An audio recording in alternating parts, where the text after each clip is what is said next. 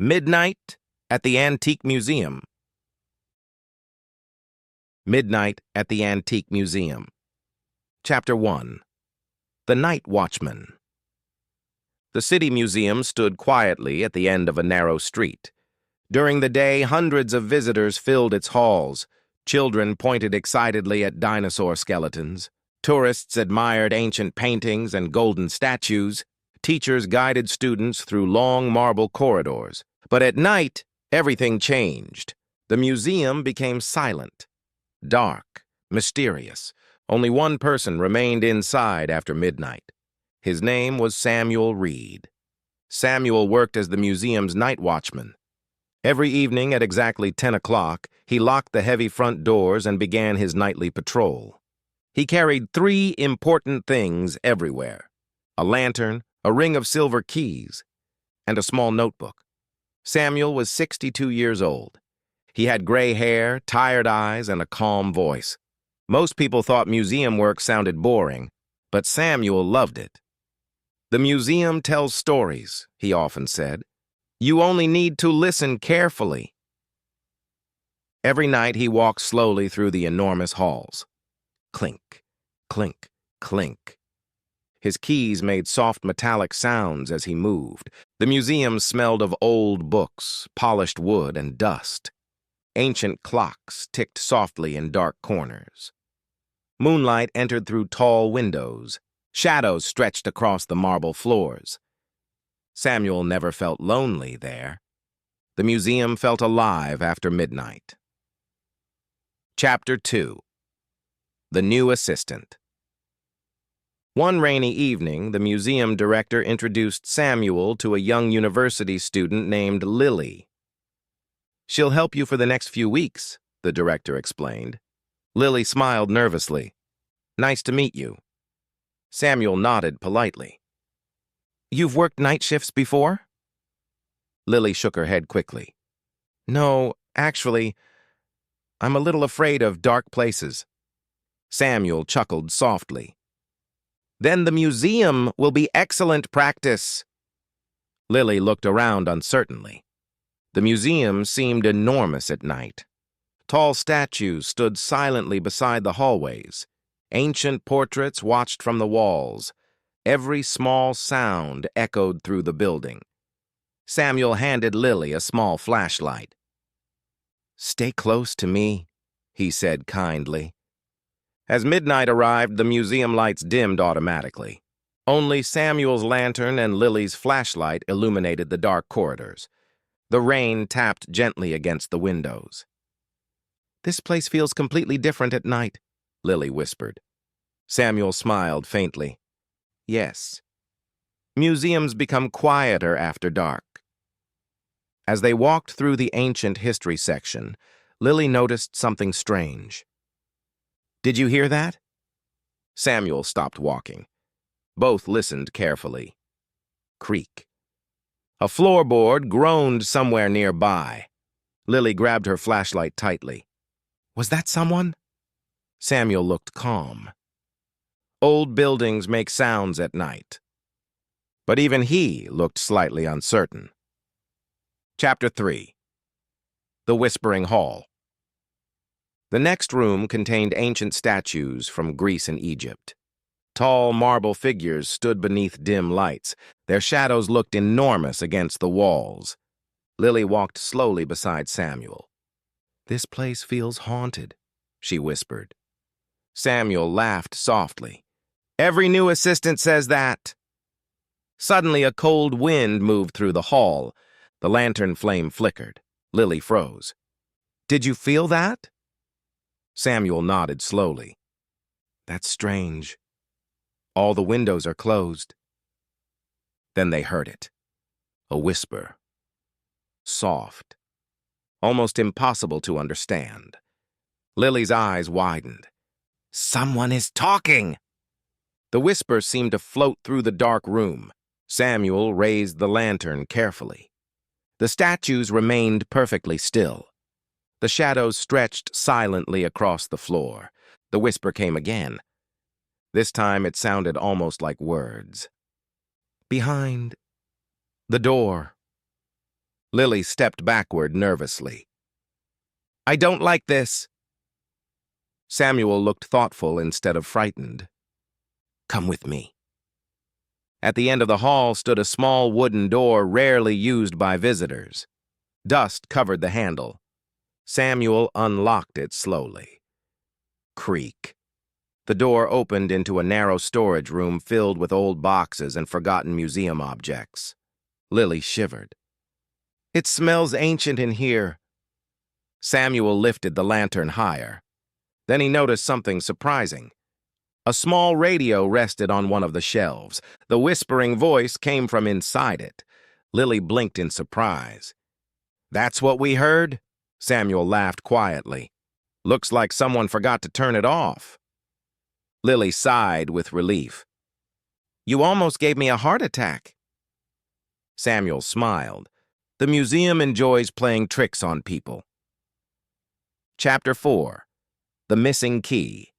Several nights later, Lily began feeling more comfortable inside the museum. She learned how to lock the galleries. She memorized the different exhibition rooms. And she started enjoying Samuel's stories about ancient objects. One night, while walking through the medieval hall, Samuel suddenly stopped. His expression changed immediately. "What's wrong?" Lily asked. Samuel looked down at his key ring. One silver key was missing. "The archive key," he whispered. Lily frowned. "Is that important?" Samuel nodded seriously. "It opens the oldest storage room in the museum." They searched carefully along the corridors, but the key had disappeared completely. Finally, Samuel sighed. "We'll need to check the archive room immediately." "But how?" Lily asked. Samuel pulled another smaller key from his pocket. "Emergency key." Together they walked toward the basement level. The lower halls felt colder and darker than the rest of the museum. Their footsteps echoed softly. Tap, tap, tap. The archive room stood behind a heavy iron door. Samuel unlocked it carefully. Inside were shelves filled with ancient books, maps, paintings, and artifacts. Everything looked untouched. At first. Then Lily noticed something strange.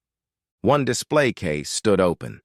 Inside it should have been an ancient golden compass, but the compass was gone.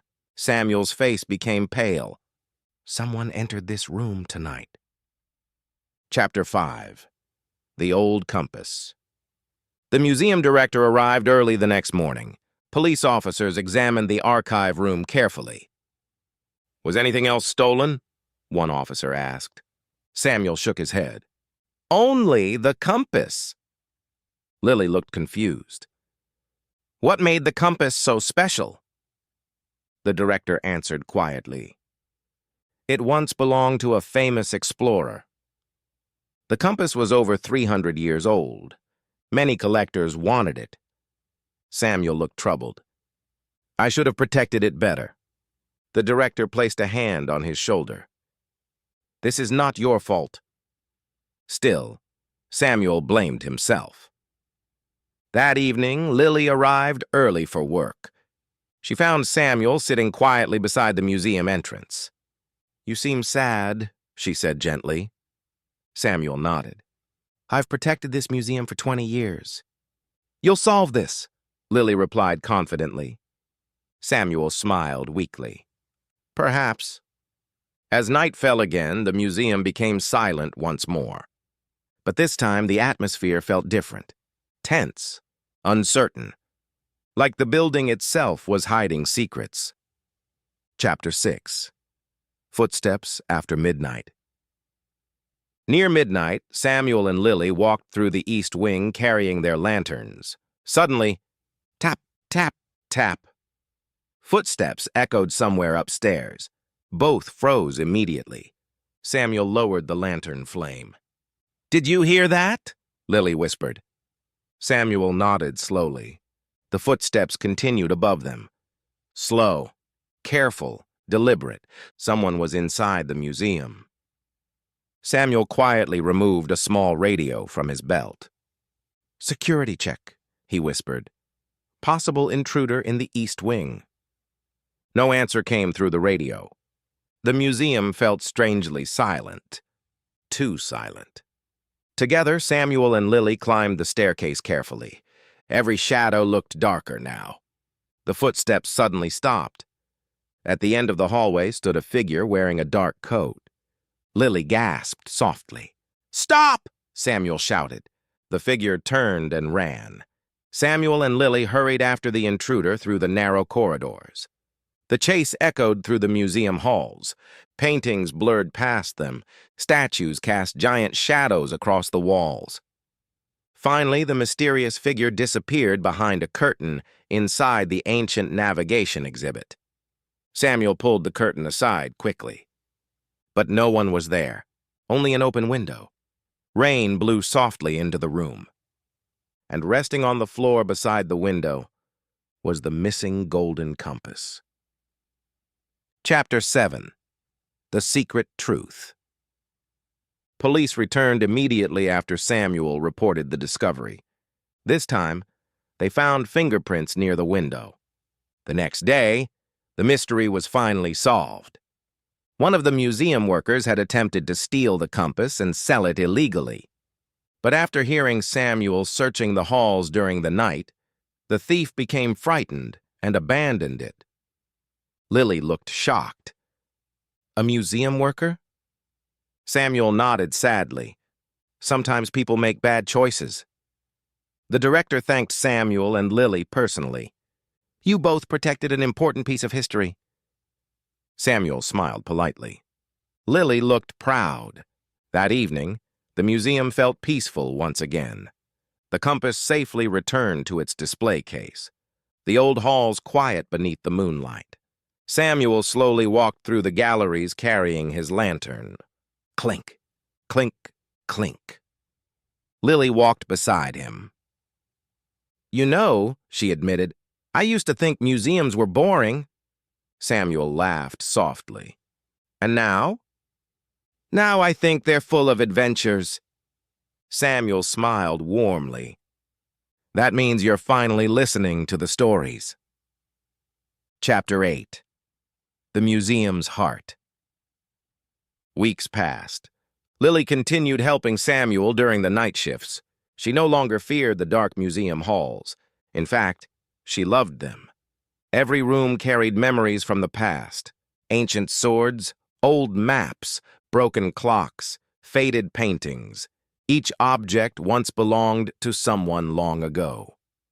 One quiet evening, Lily asked Samuel an important question. "Why did you stay here so many years?" Samuel looked thoughtfully across the silent hall.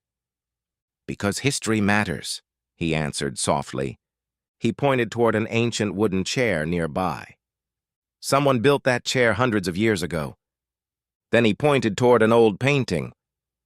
"Someone painted that with great care." Finally, he looked around the museum itself. "And someone must protect those stories." Lily smiled quietly. Outside, rain once again touched the museum windows. The lantern light glowed warmly across the marble floor. And somewhere inside the endless silent halls of the antique museum, the whispers of history continued softly through the night. Chapter 9. The Final Patrol. One winter evening, snow covered the streets outside the museum. The city looked peaceful beneath the white sky. Inside, Samuel and Lily completed their final patrol before closing. Samuel moved more slowly now. Lily noticed immediately. "Are you all right?" she asked gently. Samuel smiled tiredly. "I think it may soon be time for me to retire." Lily looked surprised.